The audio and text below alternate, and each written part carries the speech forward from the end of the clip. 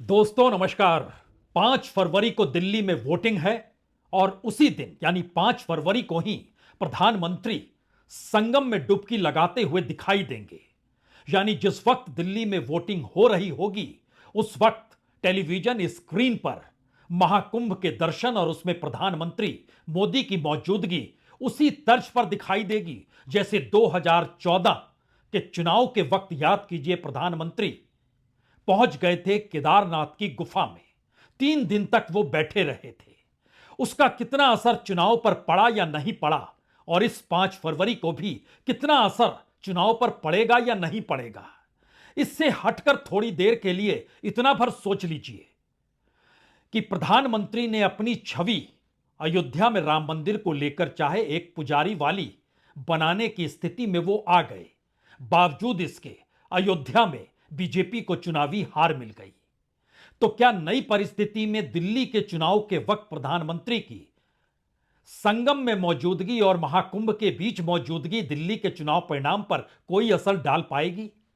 यह सवाल सबसे पहले इसलिए उठाने की जरूरत पड़ी क्योंकि इस दौर में खुद आम आदमी पार्टी अरविंद केजरीवाल भी पुजारियों के बीच सनातनी धर्म को लेकर जिस तर्ज पर राजनीतिक बिसात बिछा रहे हैं उसमें आपको कई मौकों पर यह जरूर लगने लगा होगा वाकई बीजेपी और आम आदमी पार्टी तो एक ही रंग में है। लेकिन आज बिल्कुल अलग सवाल दिल्ली चुनाव को लेकर, और यह सवाल इसलिए जरूरी है क्योंकि दिल्ली के चुनाव में दिल्ली की ताकत जब एलजी के हाथ में होती है और एलजी का चुनाव नहीं होता है बल्कि वह दिल्ली सरकार नहीं बल्कि केंद्र सरकार द्वारा मनोनीत होते हैं, वही उन्हें तय करते हैं कि कौन दिल्ली का एलजी होगा। और पार्लियामेंट मुहर लगा चुकी है कि दिल्ली की एलजी के पास ताकत जो है मुख्यमंत्री से ज्यादा होंगे।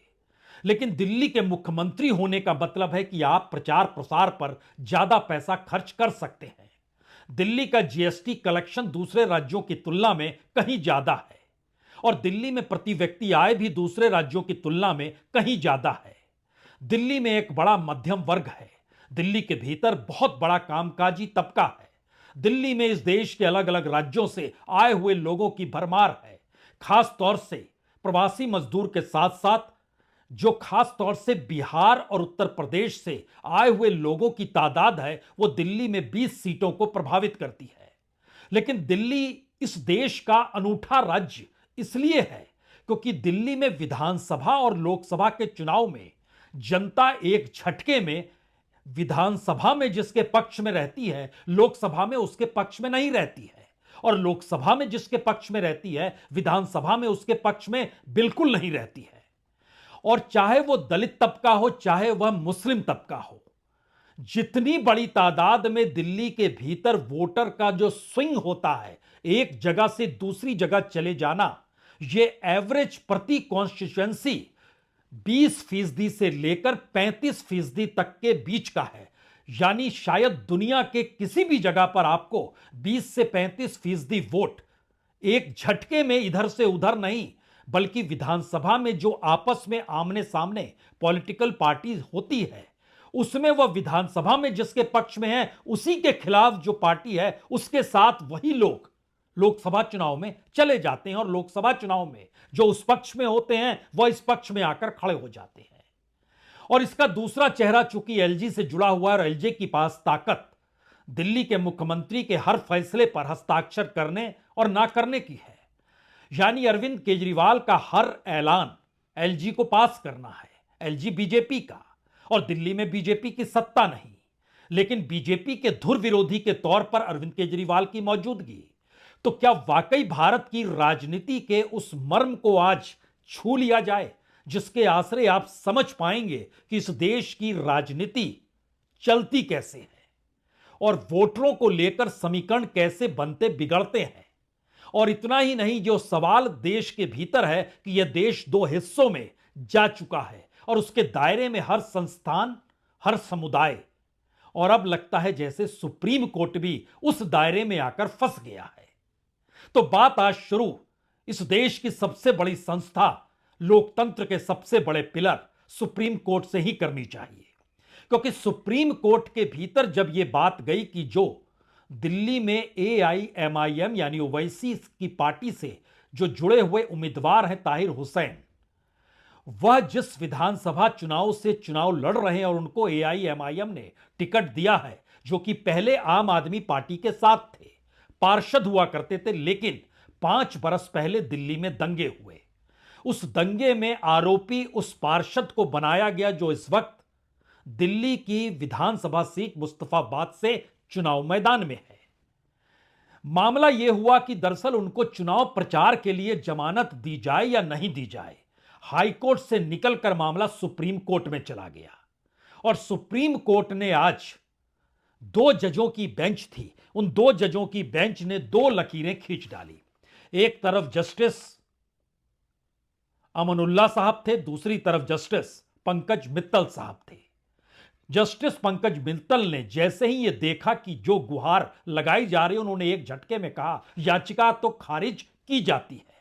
लेकिन उसी वक्त जस्टिस अमनुल्लाह साहब ने कहा जी नहीं, अधिकार है, आजादी है, लोगों के बीच जाकर वोट मांगने का हक है। और जब मामला पीछे 5 बरस से चल रहा है तो पुलिस इस दौर में क्या कर रही थी? जो गवाह थे उनसे पूछताछ नहीं कर पाई, जबकि 5 बरस पहले आरोप पत्र दायर हो चुका था। तो उनको तो चुनाव प्रचार की इजाजत दे देनी चाहिए। और मामला यहीं आकर खामोश हो गया कि अब इस पर देश के चीफ जस्टिस तय करें, और वो तय करें कि अब 3 जजों की बेंच बैठे, यानी एक उम्मीदवार को लेकर, उसके चुनाव प्रचार को लेकर। इससे पहले याद कीजिए तो इंजीनियर राशिद जब जम्मू कश्मीर के चुनाव हो रहे थे, उस वक्त उनको चुनाव प्रचार के लिए तिहाड़ जेल से छोड़ा गया। उनके खिलाफ भी मामला मनी लॉन्ड्रिंग का था। ताहिर हुसैन के खिलाफ भी मनी लॉन्ड्रिंग का मामला है और उसके साथ साथ टेरर फंडिंग का मामला है। यही आरोप इंजीनियरिंग राशिद पे भी था। वहां पर जमानत दे दी गई, यहां जमानत नहीं दी गई। मसला जमानत देने या ना देने का नहीं है, या फिर चीफ जस्टिस अब 3 जजों की बेंच जो बैठाने जा रहे हैं, सवाल उसका नहीं है। सवाल यह है कि सुप्रीम कोर्ट को संविधान की व्याख्या करते हुए जमानत पर फैसला लेना है और 2 जज 2 रास्ते निकल पड़े। असल बात यहीं से दिल्ली चुनाव की शुरू होती है। और इसके बाद दूसरा हिस्सा यह आता है कि दिल्ली के चुनाव में अब हैदराबाद के ओवैसी की मौजूदगी आपको नजर आने लगेगी, क्योंकि 1-2 नहीं बल्कि 10 सीटों पर वह प्रभाव डालने की स्थिति में है। और 10 सीटों में वो 10 सीटें उस जगह पर आती है जो दिल्ली दंगों के दौरान प्रभावित हुई थी। लेकिन इससे हटकर दूसरा मामला क्या है? संगम के बीच में आज कैबिनेट की बैठक योगी आदित्यनाथ ने की, फैसले भी किए, और उन्होंने अपनी पूरी छवि जो बना रखी है, वो पूरी छवि हिंदुत्व को लेकर है। और 80-20 का खेल उत्तर प्रदेश की राजनीति में सबसे बेहतरीन मंत्र के तौर पर जाना जाता है। कल से योगी आदित्यनाथ दिल्ली के चुनाव मैदान में आपको नजर आने लगेंगे। और हमारी टीम ने जानकारी हासिल की कि जिन जिन जगहों पर वो जाएंगे उसमें शहादरा है, किराड़ी है, द्वारका है, बिजवासन है, पालम है, राजेंद्र नगर, यानी और भी कई जगह हैं। 14 रैलियां उनको करनी है। प्रधानमंत्री मोदी ने आज बूथ पर जो लोग बीजेपी के रहते हैं उनसे संवाद किया। इससे पहले भी तमाम राज्यों में जो बूथ पर रहते हैं उनसे संवाद प्रधानमंत्री मोदी ने हरियाणा में भी किया था, महाराष्ट्र में भी किया था। महाराष्ट्र और हरियाणा में योगी आदित्यनाथ ने जो चुनाव प्रचार किया, हरियाणा में 14 कॉन्स्टिट्यूंसी में गए, 9 में जीत मिल गई। महाराष्ट्र में 30 कॉन्स्टिट्यूंसी में गए, 22 में जीत मिल गई। और इन सब के बीच एआईएमआईएम मुस्तफाबाद है, सीलमपुर है, बाबरपुर है, मटिया महल है, बल्ली मरान है, चांदनी चौक है, ओखला है, सदर बाजार है, जंगपुरा है, एक लंबी फहरिस्त है। और इन सब के बीच राहुल गांधी अब सीलमपुर के बाद पहुंचे हैं सदर बाजार, जहां पर आज उनकी रैली हुई। बात इससे भी आपके सामने साफ हो नहीं पा रही होगी। आप सोचेंगे ठीक है, कई कैरेक्टर आ गए दिल्ली के चुनाव में, केजरीवाल की मौजूदगी है, एलजी के पास ताकत है, प्रधानमंत्री मोदी बूथ लेवल तक पे रुचि दिखा रहे हैं, गृहमंत्री अमित शाह भी चुनाव मैदान में आपको झुग्गी बस्तियों में नजर आएंगे, योगी आदित्यनाथ आपको दिल्ली के 14 कॉन्स्टिट्यूंसी में नजर आएंगे, राहुल गांधी ने घूमना शुरू कर दिया है, वह दिल्ली जोड़ो यात्रा की दिशा में बढ़ने जा रहे हैं, जिससे लोगों के बीच संवाद बनाते हुए चले। ओवैसी हैदराबाद से आ ही गए हैं।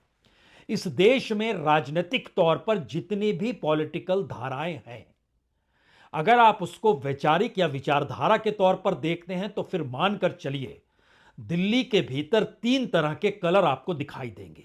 सबसे बड़ा कलर जो है यहां पर प्रवासियों का है, जो मजदूर की शक्ल में उत्तर प्रदेश और बिहार से आते हैं। 20 से 22 सीटों पर वे सीधे प्रभावित करते हैं। दिल्ली के भीतर का दूसरा रंग मुस्लिम प्रभावित इलाकों का है, जहां की राजनीति जाहिर है 80-20 के खेल में उलझेगी, कोई इनकार नहीं कर सकता है। उस 80 के भीतर भी सेंध लग जाती है, इससे भी कोई इनकार नहीं कर सकता है, एक सामान्य परिस्थिति में अगर आप चुनाव को परख रहे हैं तो।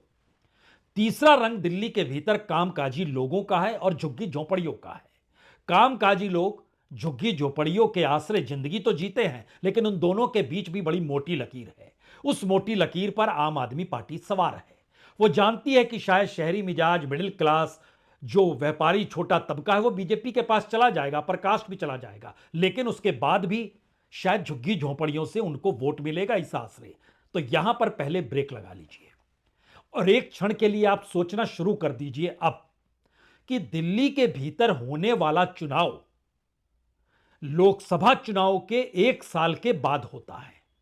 2014 में लोकसभा चुनाव, 2015 में दिल्ली का विधानसभा चुनाव, 2019 में लोकसभा चुनाव, 2020 में विधानसभा चुनाव, 2024 में लोकसभा चुनाव और 2025 में अब विधानसभा चुनाव।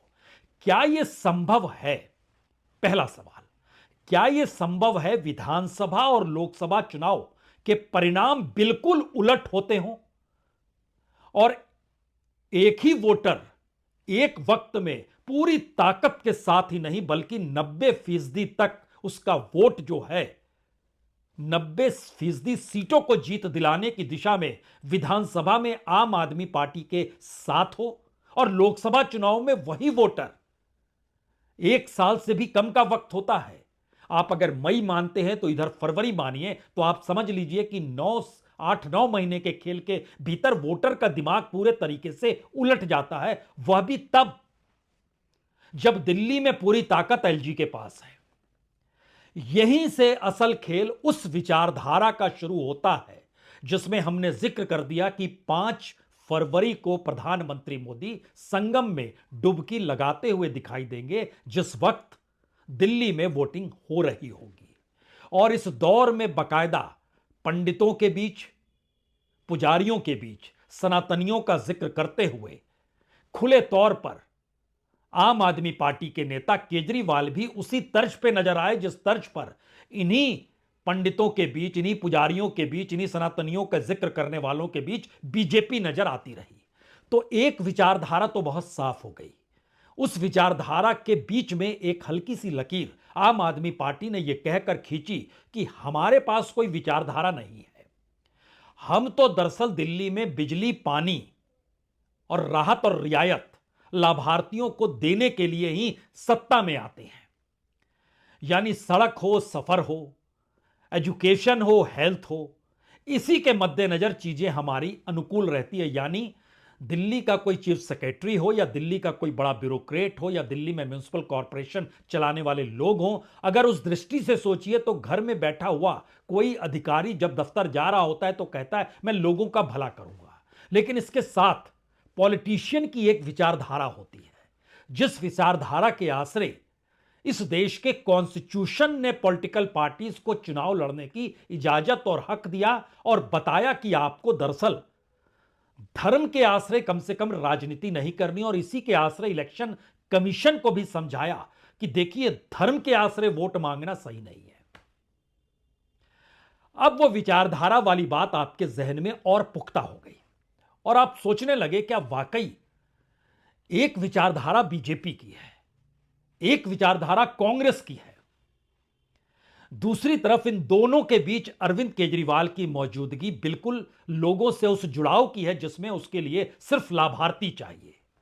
तो 2013 के चुनाव में लाभार्थी की जिक्र नहीं था। 2013 का चुनाव दरअसल भ्रष्टाचार के खिलाफ लड़ा गया था, जन लोकपाल का जिक्र था, करप्शन और करप्ट पॉलिटिक्स के खिलाफ था, खुद में सादगी का हिस्सा था, इसीलिए महात्मा गांधी का जिक्र था। अब महात्मा गांधी से चीजें ट्रांसफर होते होते अगर विचारधारा के तौर पर भगत सिंह और बाबा साहब अंबेडकर के साथ चलने लग जाए तो बाबा साहब अंबेडकर और भगत सिंह के विचार धर्म को लेकर क्या थे, क्या वाकई इसके लिए कोई किताब रेफर करनी होगी आम आदमी पार्टी को? या फिर एक नई विचारधारा है कि राजनीतिक सत्ता को प्राप्त करने के लिए जो भी उपाय हो सकते हैं उस उपाय को ही असल में राजनीतिक विचार मान लिया जाए? यह भी एक विचार है, लेकिन यह विचारधारा नहीं है। अब यहां से एक सवाल और आया। दिल्ली में आम आदमी पार्टी की जीत, उसके बाद जबरदस्त जीत जो अकालियों ने हासिल नहीं की, जो कांग्रेस ने हासिल नहीं की, पंजाब के भीतर वह बीजेपी को भी हराते हुए आम आदमी पार्टी ने हासिल कर ली। और इस 10 बरस के भीतर आम आदमी पार्टी राष्ट्रीय पार्टी के तौर पर मौजूद हो गई। अब यहां पर अगला सवाल है, क्या वाकई बीजेपी के रंग में और बीजेपी को चुनौती देते हुए उसी के रंग में अगर आम आदमी पार्टी की मौजूदगी है, तो क्या आम आदमी पार्टी को चुनावी जीत हासिल कराने के लिए बीजेपी का कोई बड़ा योगदान तो नहीं होता है? क्योंकि बीजेपी के लिए अपनी राजनीतिक सत्ता को बचाने के लिए उसके खिलाफ कभी भी 1-to-1 की स्थिति नहीं आनी चाहिए, यानी विपक्ष बिखरा हुआ हो। क्योंकि जैसे ही एक शक्ल में नजर आया 2024 के लोकसभा चुनाव में, वैसे ही बहुमत के नीचे बीजेपी आ गई। और अगर चेहरों के आश्रय चुनौती देने की परिस्थितियां भी पैदा हो जाए, यानी ममता बनर्जी कहे नहीं नहीं हम लीडर नहीं है वो लीडर है, केजरीवाल भी कहे हम लीडर नहीं है वो लीडर है, अखिलेश भी कहे हम लीडर नहीं है वो लीडर, इसी तरीके से किसी एक चेहरे पर अगर पूरी राजनीति सिमटती चली जाए तो वोटरों के लिए आसान हो जाएगा उसे क्या चुनना है, ये चुनना है या वो चुनना है। लेकिन यहां संकट यह है कि बीजेपी के खिलाफ सबसे बड़ी ताकत कौन है, इसकी लड़ाई पूरा विपक्ष लड़ते हुए राज्यों के चुनाव में नजर आता है। और राज्यों के चुनाव में उन राज्यों में जहां पर बीजेपी की अपनी मौजूदगी उन चेहरों को पहचानती है कि ये राष्ट्रीय तौर पर चेहरे नहीं बन सकते हैं, तो उन्हें हराने से कोई कोताही बरतती नहीं है। वो तेजस्वी का चेहरा हो, वो अखिलेश का चेहरा हो, वो उद्धव का चेहरा हो, वो शरद पवार का चेहरा हो, वो स्टालिन का चेहरा हो, वो हेमंत सोरेन का चेहरा हो, वो फारूक अब्दुल्ला का चेहरा हो। लेकिन केजरीवाल दिल्ली में मौजूद है। अब आइए असल खेल में। यह असल खेल दरअसल समझना ही होगा, क्योंकि पहली बार कांग्रेस का जो 35% वोट था वो आम आदमी पार्टी में शिफ्ट हो गया। बीजेपी का 10% वोट आम आदमी पार्टी और बाकियों में शिफ्ट हुआ। बाकियों से मतलब यह है कि जो छिटपुट दूसरे राजनीतिक दल थे उसमें शिफ्ट हुआ। बीएसपी का खुले तौर पर 10% शिफ्ट हुआ। यह मैक्सिमम की पोजीशनिंग आपको बतला रहे हैं कि कांग्रेस का 35% वोट चला जाए आम आदमी पार्टी में, बीएसपी का 10% वोट चला जाए आम आदमी पार्टी में, बीजेपी का 3% वोट चला जाए आम आदमी पार्टी में, यानी लगभग 48% तो यह हो गया। और आम आदमी पार्टी हर विधानसभा चुनाव में 50% से ज्यादा वोट लेकर आ जाए। लेकिन वही आम आदमी पार्टी लोकसभा चुनाव आते वक्त उसका तकरीबन 30% वोट गायब हो जाए और वो चला जाए बीजेपी में। बीजेपी 50% से ज्यादा हमेशा लोकसभा चुनाव में रहेगी। आम आदमी पार्टी हमेशा 50% से ज्यादा वोट में विधानसभा चुनाव में रहेगी।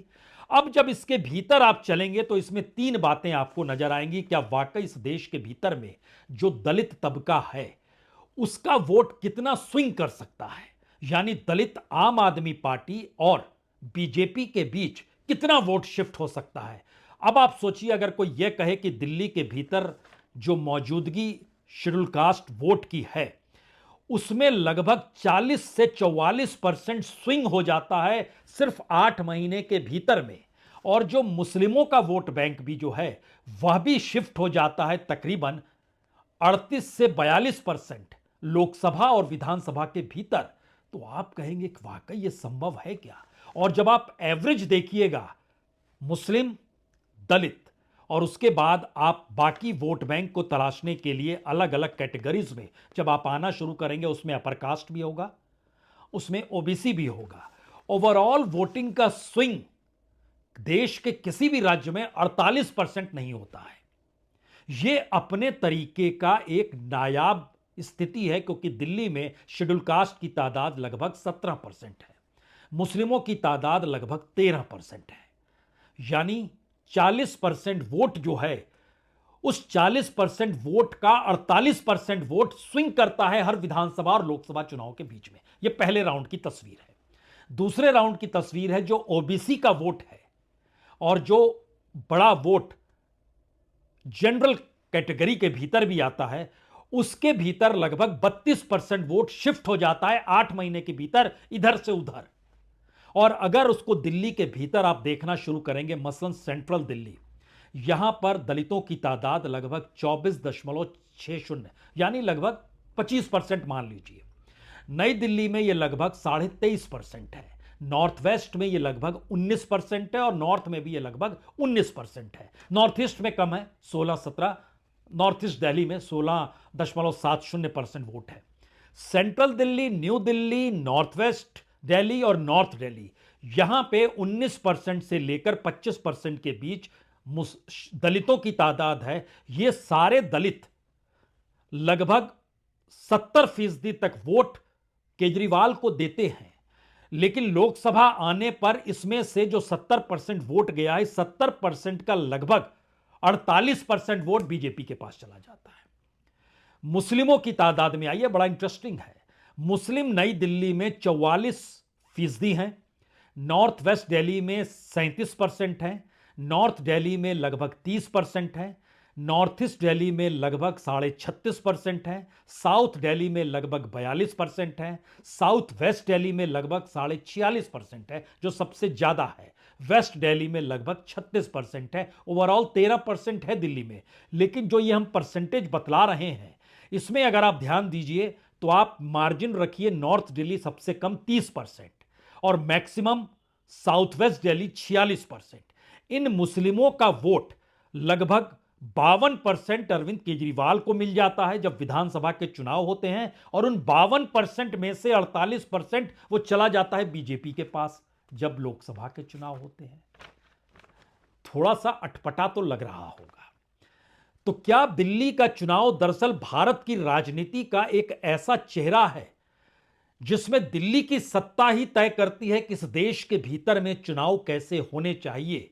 यानी इससे पहले सवाल जो ईवीएम को लेकर उठता था, मशीनों को लेकर उठा, और उठते उठते दिल्ली में जब सामने आए वोटर लिस्ट तो पता चला कि हर महीने 1 लाख से ज्यादा वोट दिल्ली में बढ़ते चले जा रहे थे, क्योंकि 8 लाख वोट एक झटके में बढ़ गए 8 महीने के भीतर में। तो वोटों का बढ़ना, उसका मैनिपुलेशन और उसके समानांतर जो वोटों की जो शिफ्ट और स्विंग की जो परिस्थिति है, यह मैसेज बहुत साफ है कि दिल्ली की कोई विचारधारा नहीं है। क्या यही मैसेज है जिसका लाभ अरविंद केजरीवाल को मिल जाता है कि दिल्ली की कोई विचारधारा नहीं है? या इसका मैसेज इसके उलट है कि कोई विचारधारा इस देश में ना रहे, उसके लिए आपको इस तरह की एक पॉलिटिकल पिलर्स को इस देश में विचारधाराओं के टकराने के बीच में खड़ा करना ही होगा? और शायद यही वो वजह है कि दिल्ली का चुनाव इस बार आसान नहीं है, यह दिख तो रहा है। लेकिन अगर बीते 10 बरस का ताना बाना लोकसभा और विधानसभा चुनाव के इर्द गिर्द आप बुनना शुरू करेंगे तो आपके जहन में 2 ही सवाल आएंगे। या तो आम आदमी पार्टी 55 से 60 सीट जीत रही है, या बीजेपी 55 से 60 सीट जीत रही है। इससे हटकर कोई तीसरा रास्ता आपको नजर नहीं आएगा। आम आदमी पार्टी का हारना कांग्रेस के लिए लाभदायक इसलिए है क्योंकि कांग्रेस वैचारिक तौर पर बीजेपी और संघ परिवार का जो जिक्र करती है, जिसका जिक्र आज भी राहुल गांधी ने किया अपनी चुनावी रैली में जो सदर बाजार में हो रही थी, वो मैसेज बहुत साफ है कि विचारधारा के बीच में कम से कम ऐसी स्थिति नहीं आनी चाहिए जिससे कि विचारधारा गायब हो जाए और पॉलिटिकल मंत्र ही सत्ता पाने की जुगाड़ की स्थिति में अलग अलग रंग में हर वक्त नजर आते चला जाए और इस देश में विचारधारा शून्य राजनीति धीरे धीरे पनपने लग जाए। इन 2 रास्तों पर दिल्ली का चुनाव है और इसीलिए दिल्ली का चुनाव इस बार भी ऐसा बिल्कुल नहीं होने वाला है जहां आपको लगने लगे कि शायद हंगामा असेंबली हो जाएगी। जी नहीं। शायद एक मुश्किल परिस्थिति में आम आदमी पार्टी आकर खड़ी हो जाएगी। जी नहीं। या तो आम आदमी पार्टी जीत रही है बड़ी ताकत के साथ, या वो नहीं जीत रही है। बीजेपी या तो बहुत बड़ी ताकत के साथ जीत रही है या फिर बिल्कुल नहीं जीत रही है। बीच की परिस्थितियों में दिल्ली बिल्कुल खड़ी नहीं है, स्ट्रेटेजिकली, इलेक्ट्रली, इंटेलेक्चुअली और पॉलिटिकल गिमिक्स के आसरे। बहुत बहुत शुक्रिया, बहुत बहुत शुक्रिया।